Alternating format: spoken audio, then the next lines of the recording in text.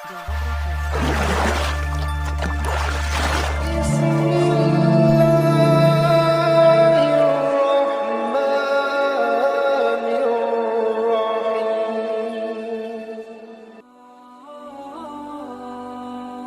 Bismillahirrohmanirrohim. Assalamualaikum warahmatullahi wabarakatuh. 5 golongan orang yang sholat tapi masuk neraka. Melaksanakan sholat 5 waktu setiap hari merupakan kewajiban yang tak boleh ditinggalkan oleh umat Islam.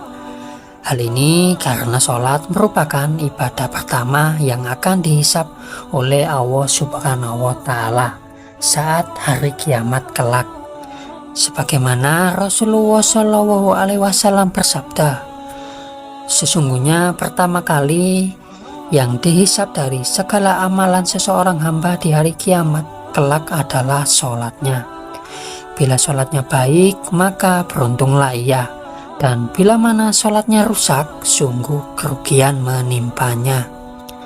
Sholat tentunya bukan hanya sekedar kewajiban saja, namun juga harus dilaksanakan dengan memenuhi syarat dan rukun sholat. Selain itu, sudah sepatutnya sholat memberikan pengaruh baik kepada kehidupan seorang umat Islam. Sholat bisa mencegah seorang muslim dari perilaku buruk. Meski begitu, orang yang rajin sholat bisa saja tetap masuk neraka. Hal ini terjadi karena beberapa sebab. 1. Sholat tapi suka bergunjing keburukan orang lain atau ghibah. Rasulullah Shallallahu Alaihi Wasallam bersabda, berhati-hatilah kalian dengan tindakan berprasangka buruk, karena berprasangka buruk adalah sedusta-dusta ucapan. Janganlah kalian saling mencari berita kejelekan orang lain, saling memata-matai, saling mendengki, saling membelakangi, dan saling membenci.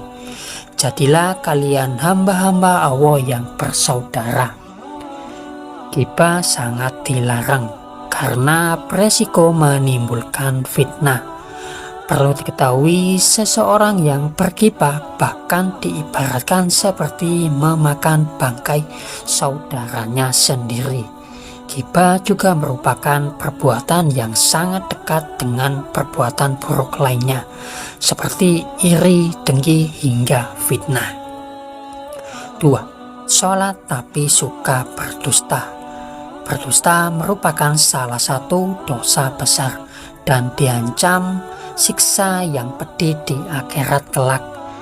Di zaman seperti ini, kebohongan tampaknya sudah menjadi suatu kebiasaan di kalangan masyarakat. Padahal sekecil apapun sebuah kebohongan akan tetap dianggap sebagai dosa besar. Meskipun ada seseorang yang rajin sholat dan beribadah, namun apabila lisannya suka berbohong, maka sholat dan ibadahnya akan sia-sia semata, karena kebohongannya itu akan menghapus amal-amalannya. Dan apabila ia mati dalam keadaan tidak bertaubat kepada Allah, maka dia akan dimasukkan ke dalam neraka. Allah Subhanahu wa Ta'ala berfirman, sesungguhnya yang mengada-adakan kebohongan hanyalah orang-orang yang tidak beriman kepada ayat-ayat Allah, dan mereka itulah orang-orang pendusta. Berbohong menunjukkan salah satu ciri dari golongan orang-orang yang munafik. Untuk itulah mengapa kita sebagai umat Islam harus menjauhi yang namanya perbuatan dusta. Karena itu dapat menyengsarakan kita baik di dunia dan di akhirat. 3. Sholat tapi minum minuman keras. Hal ini sering kita jumpai di kalangan masyarakat. Banyak sekali orang yang melakukan sholat tetapi suka meminum minuman keras. Ini akibatnya apabila menganggap sholat hanya sebagai sebuah rutinitas semata.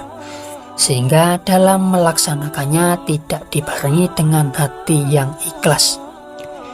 Minuman keras adalah segala jenis minuman yang memabukkan, dan minuman semacam ini sangat dilarang oleh agama Islam. Kebanyakan orang yang sholat belum tentu bisa terhindar dari minuman keras atau khamr. Rasulullah sendiri mengatakan bahwa setiap minuman keras itu adalah induk dari segala macam kejahatan. Bahkan Rasulullah juga melarang setiap muslim untuk mendekati khamr. Apabila meminumnya baik sedikit ataupun banyak, khamr adalah barang haram yang tidak boleh diminum oleh orang yang beragama Islam.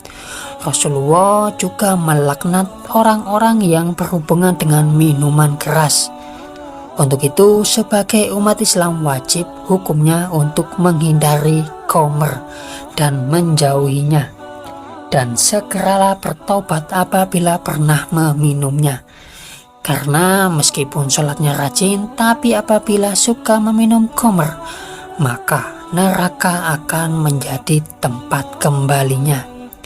4. Sholat tapi percaya dukun. Orang yang sholat tetapi ia percaya dengan dukun, maka ia akan masuk neraka.